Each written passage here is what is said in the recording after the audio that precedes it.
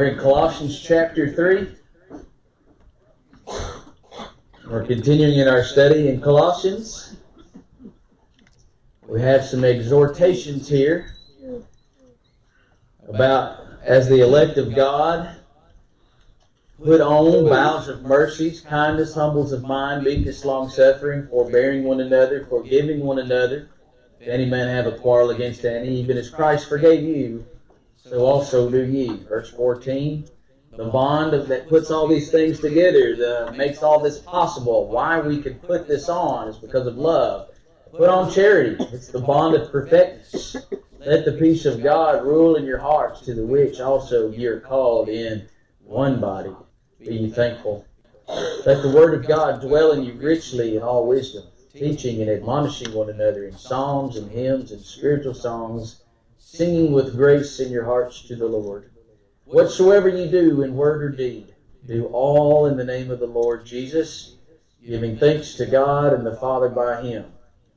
And then he transitions to relationships here, beginning of verse 18, which we touched last week. Wives, submit yourselves unto your own husbands, as it is fit in the Lord. Husbands, love your wives, and be not bitter against them. And so, from the beginning of time, husbands are to show love and for their wives. They love themselves. They must love their wives also. In order for a wife to submit to their husband, it would be much easier to do so if the husband was a Christian man who is living Christ-like and doing those things which the Lord has told him to do. And so when we look at the word submit here at verse 18, the world wants to tell you, ladies, that's a inferior thing to do in your marriage relationship. But is that so? Absolutely not. It's not so. In fact, it's one of the greatest things that you can do. In fact, it says it is fit in the Lord. When you submit to your husband, you are doing the will of the Lord. Now, again, we discussed last week and kind of got in depth a little bit as far as, well, what if the husband encourages sinful behavior or acts worldly? Is that the time where the wife is to submit to her husband? Can she do that? Absolutely not, and she shouldn't. Because why? That's right. God is your Lord. And you're not under such bondage to your husband as you are to Jesus Christ. We went to 1 Corinthians 7 last week. Didn't mean to go there in such depth, but as we went there as a way to support that, for sure. Okay. Any more comments between husbands and wives before we move on? Yes. Okay. I'm just kidding. Verse 20. Children, obey your parents in all things, for this is well-pleasing unto the Lord. Let me ask you this. How serious does God take obedience from the children to their parents? We know that, yes. In fact, certainly so. Children must be taught to, even from the earliest years, must be taught to respect and obey their parents. Now, in order for that to happen, they must have parents to be knowledgeable, must have parents that are responsible, that are patient, and more, here's my problem, I struggle with this, consistent. Consistent. Oh, me. Why is it so hard to be consistent?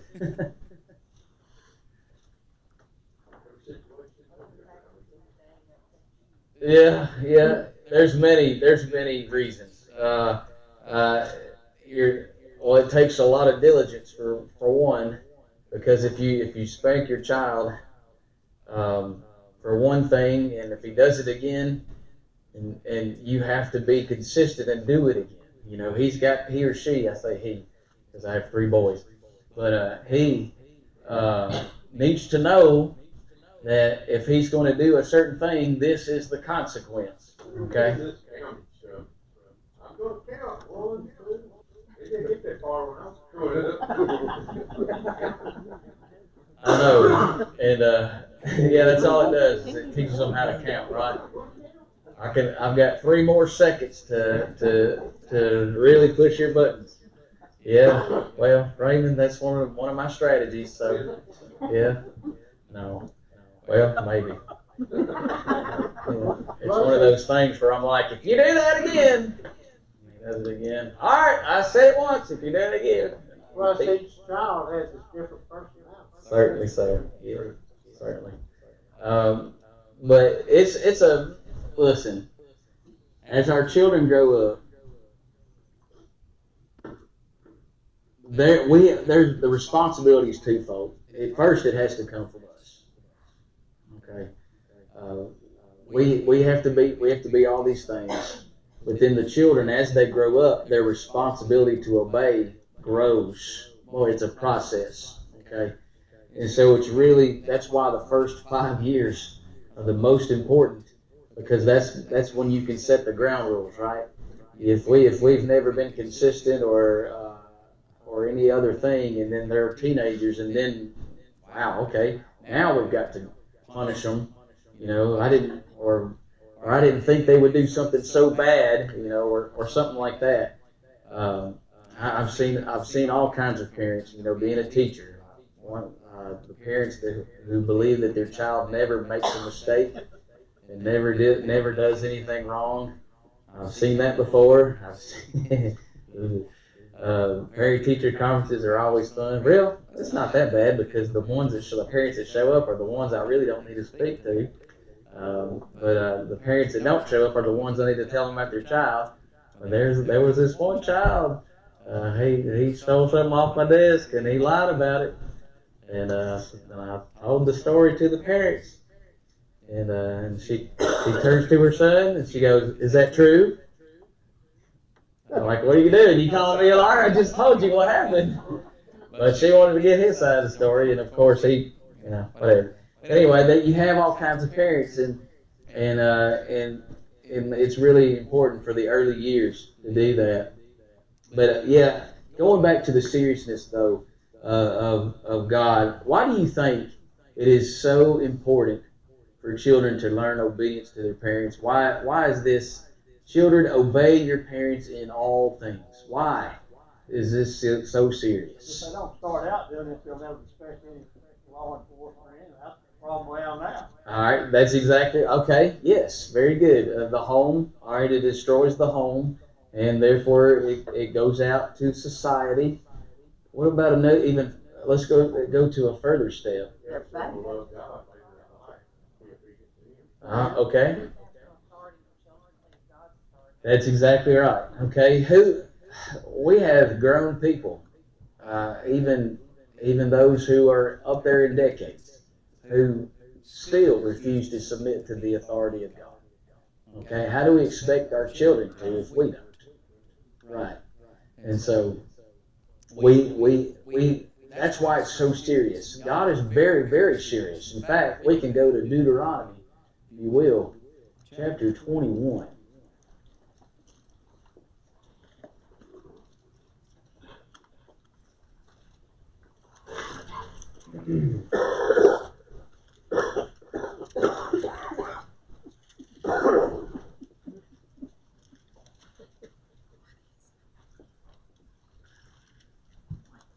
Read with me beginning at verse 18.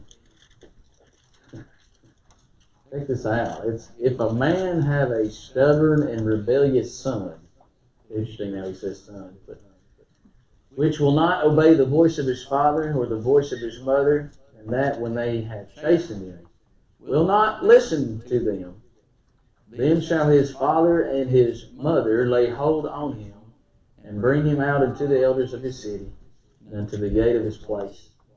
And they shall say unto the elders of his city, This our son is stubborn and rebellious. He will not obey our voice. He's a glutton and a drunkard. Keep going. And all the men of the city shall what? And Stone him with stones that he die. So shalt thou put evil away from among you, and all Israel shall hear and fear.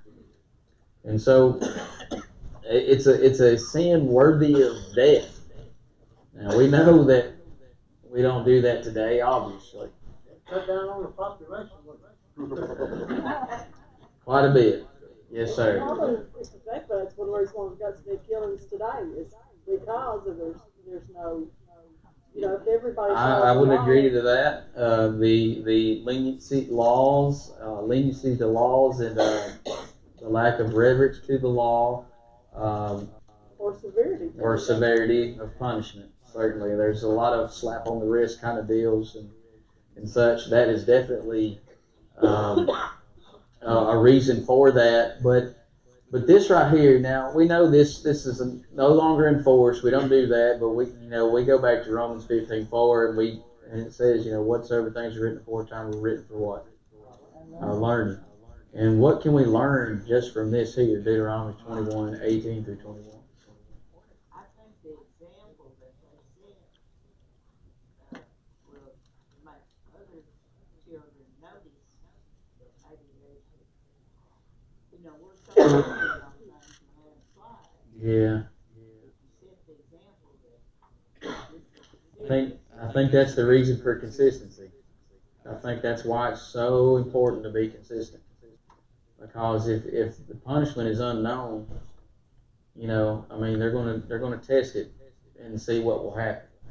For sure. First it says, children, obey your parents unto the Lord, but this is the first commandment of promise. Yeah, that's in Ephesians. Yeah, that's Ephesians 6:1 through 3. But that's the twin letter to Colossians. But here's what Lipscomb said. David Lipscomb said about this. The law of filial obedience, or filial obedience, has its creative ground in Him, as in an essential part of the Christian order of life, which is the natural order restored and perfected. It is a pleasing thing to see children subjecting their impulses, their wishes, their plans to the better judgment and riper experience of their parents. Children have impulses, don't they? Well, sure. We all do, don't we? And as we grow older and older, we learn to control those impulses. But what happens as we grow up? We don't learn to control those impulses. What happens if we just give in to those impulses as parents? Does it help them or hurt them? It hurts them. Okay? It may be easier for us. I gotta get some sleep. Just do whatever you want. Whatever. Just stay up, watch TV. I gotta get tired. That's hypothetical. That does not happen in my house at all. All right. But anyway, yes, brother. I can't say like y'all are talking about exactly, but maybe also. I know that my parents lived out on the countryside at that time. They lived in Maine. And my mom and daddy, they carried me out on the farm. Of course, you don't have to be on the farm. You can be in your house. You take your children and go out and do with them. And teach them things, teach them to be good, to just stay busy. Not necessarily, I'm not saying drive them to it. They got to do it, I'm going to make you do it. I'm not saying that. I'm saying that you just take them and be with them and teach them those things. And I think that is, to me, that's an important thing because that's the way I was. Yeah, that's a very good point. His brother Steve is, encouraging the kids, but maybe possibly taking them to the job site with you or something like that. The Lord said that the children are such as the kingdom of heaven, right? Convert as this little child. Well, if you think of little children and how much they adore their parents while they're little, how much they want to do what daddy does or what mama does or something like that. They want to follow their parent. Okay, well, to convert as a child, we want to follow our Father as well. And so, if we teach them at an early age about work and things like that, that certainly is effective. I agree, for sure. Whoever they're around is who's influencing them. Hopefully, as a parent, you're the best influence they've got. Certainly. Or for whatever. Cer- Experience, but mm-hmm. regardless, whoever your child spends time with is their influence. Who can pick and choose who that is. Oh yes, yeah. The influences around our children these days is something we need to keep an eye on. Our children make friends. It's very important, essential even to make sure that we know everything about our children's friends and what they do in their spare time and how they spend their spare time and things like that. Because everything around them is influencing them to be one way or another. And so the question I have to ask myself, do I want Christians to influence my children, or do I want the world to influence my children?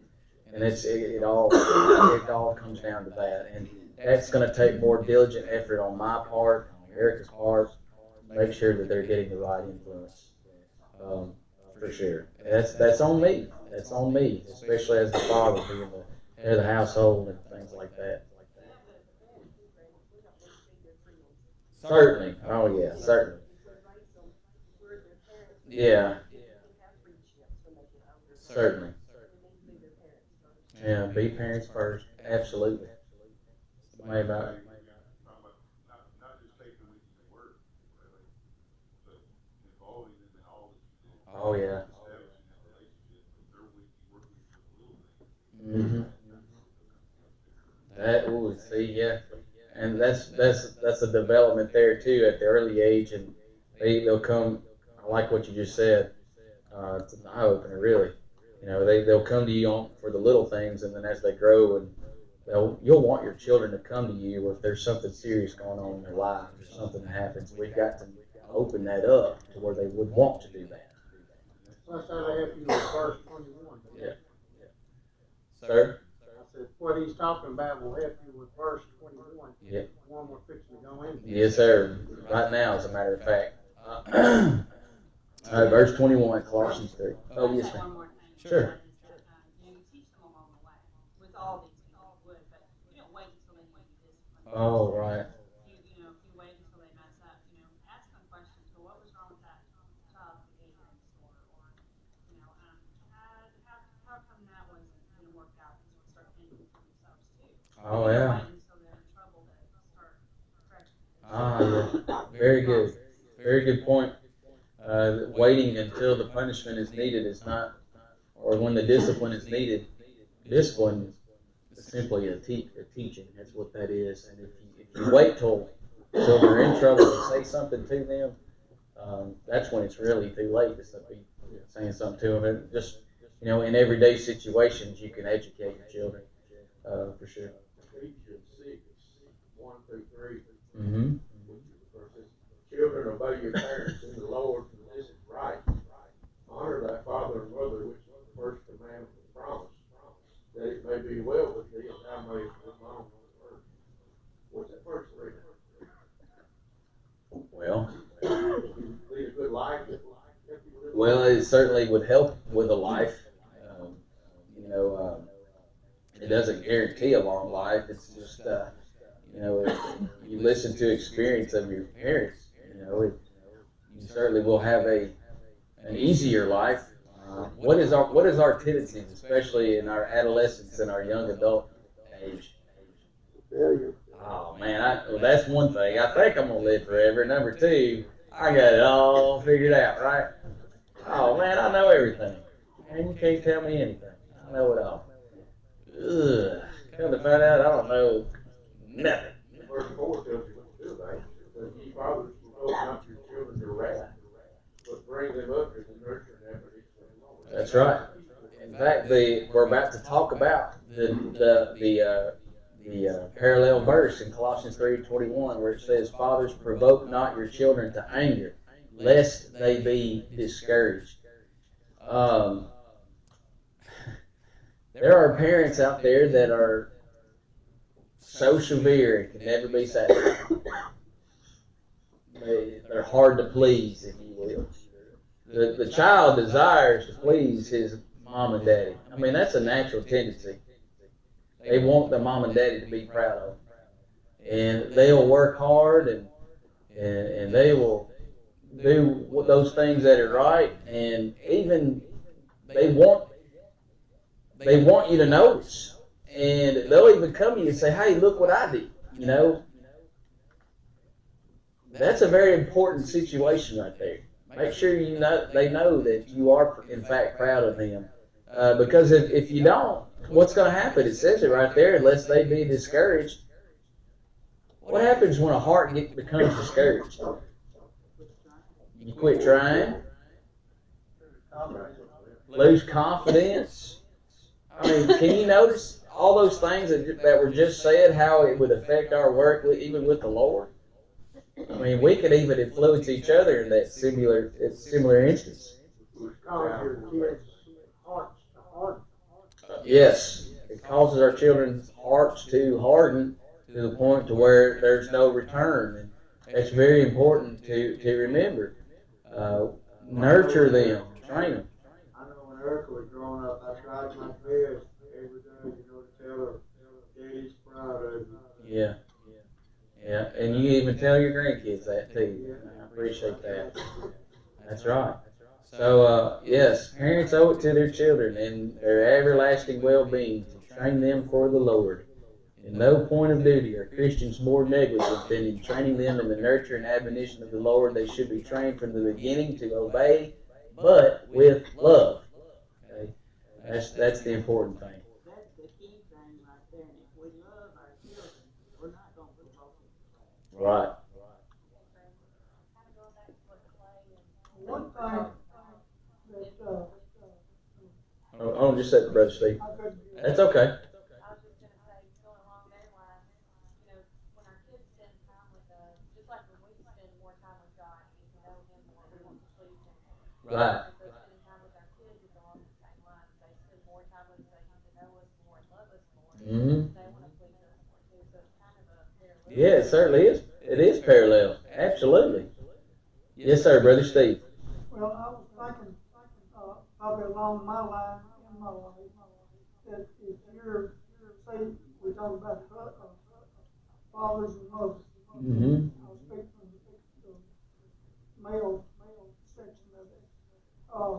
If on occasion, when you have teenagers, or beginning to be teenagers, if say the parent would speak something good about say the boys, Mm-hmm. and probably the girls too.